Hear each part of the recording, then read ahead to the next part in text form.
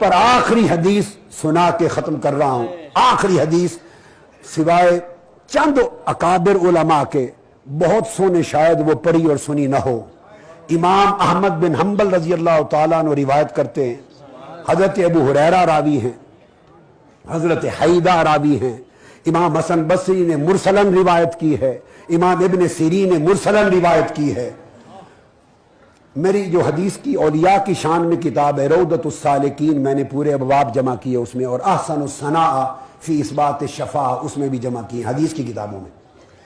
آقا علیہ السلام نے فرمایا 3 دن گزرے, آقا علیہ السلام نماز پڑھانے کے لیے تشریف لاتے, فجر ظہر عصر مغرب عشاء, واپس چلے جاتے, صحابہ کی مجلس میں نہ بیٹھتے. 3 دن صحابہ کو مجلس نہیں ملی, 3 دن کے بعد آئے. صحابہ کرام پریشان ہوئے, پوچھا یا رسول اللہ 3 دن سے نگاہیں دید کو ترس گئی ہیں, آپ نماز پڑھا کے چپکے سے چلے جاتے رہے اور بیٹھتے نہیں رہے, کیا ماجرا تھا؟ آقا علیہ السلام نے فرمایا میرے رب نے مجھ سے ایک وعدہ کیا کہ میرے محبوب تجھ سے وعدہ کرتا ہوں کہ تیری امت میں 70,000 لوگ ایسے پیدا کر دوں گا جو بغیر حساب و کتاب کے جنت میں جائیں گے, جن کا حساب و کتاب نہیں ہوگا. تو میں نے عرض کیا فزد, اور فوی روایت فاستزدتہ, میں نے اللہ تعالیٰ سے زیادتی مانگی کہ مولا یہ تھوڑا ہے زیادہ کر. تو میں 3 دن عرض کرتا رہا اور زیادہ کر. اللہ رب العزت نے جب میں نے پہلے دن کیا تو زیادہ کر دیا. فرمایا میرے محبوب ان 70,000 آدمیوں میں ہر ہزار ایسا ہوگا کہ اپنے ساتھ 70,000 بغیر حساب و کتاب کو شفاعت کر کے لے جائے گا. جب یہ اللہ نے یہ وعدہ کر دیا فاستزدتہ, اور عرض کیا مولا تعالیٰ وزد, یہ بھی تھوڑا ہے اور بڑھا.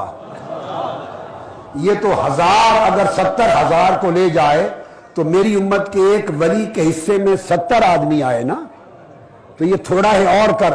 3 دن میں لجاجت کرتا رہا, التجا کرتا رہا, میرا رب لاڈ میں میری التجا سنتا رہا. 3 دن گزرے, آج وعدہ مکمل ہوا. میرے رب نے کہا وَلِكُلِّ وَاحِدٍ مِّنْهُمْ 70,000. میرے محبوب جا ان میں سے ہر ایک ولی کو یہ شان دیتا ہوں کہ قیامت کے دن خود تو جائے گا ہی, ایک ولی ان میں سے ایسا ہوگا کہ بغیر حساب و کتاب کے 70,000 لوگوں کو جنت میں لے کے جائے گا, بغیر حساب و کتاب کے. وہ جو حساب و کتاب کے بعد شفاعت سے جائیں گے وہ لاکھوں کروڑوں الگ ہوں گے, وہ لاکھوں کروڑوں الگ ہوں گے جو حساب و کتاب کے بعد جائیں گے. جو دوزخ میں پھینک دیے جانے کے بعد اولیاء کی شفاعت سے نکالے جائیں گے, جنت میں جائیں گے, وہ لاکھوں کروڑوں پھر الگ ہوں گے. یہ وہ لوگ ہیں کہ حساب و کتاب سے بھی پہلے وَلِكُلِّ وَاحِدٍ مِّنْهُمْ 70,000 بغیر حساب و کتاب کے ان میں سے ایک ولی شان کا ہوگا. حکم ہوگا 70,000. ترازو بعد میں لگائیں گے, نامہ اعمال بعد میں تولے گا, تو اپنے 70,000 لے کر جا. اور آقا علیہ السلام نے فرمایا کہ 70,000, اور دوسرے تراوی کہتے ہیں کہ شاید فرمایا 7 لاکھ. صحیح مسلم کی حدیث صحیح ہے, شاید فرمایا 7 لاکھ ایسے ہوں گے.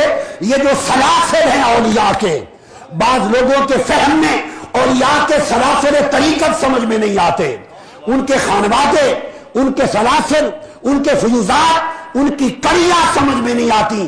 میں بتاؤں یہ کڑیاں اللہ نے اور اس کے محبوب مصطفیٰ نے قائم کی, اور بخاری اور مسلم میں آئے ہیں یہ سلسلے. آقا نے فرمایا صحیح مسلم کی حدیث ہے صحیح, 70,000 یا 7 لاکھ لوگ ایسے ہوں گے ان کے چہرے 14ویں رات کے چاند کی طرح چمک رہے ہوں گے. ان اولیاء کے بغیر حساب و کتاب کے جنت میں جانے والے, انہیں حکم ہوگا اپنے متوسلین کو جنت میں لے جاؤ.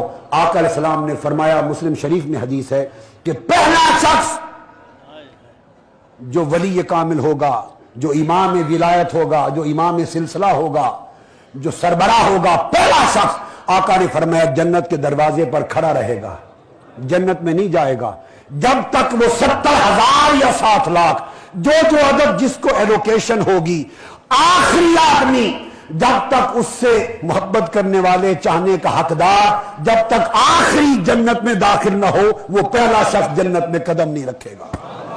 یہ صحیح بخاری صحیح مسلم کو کوٹ کر دیا.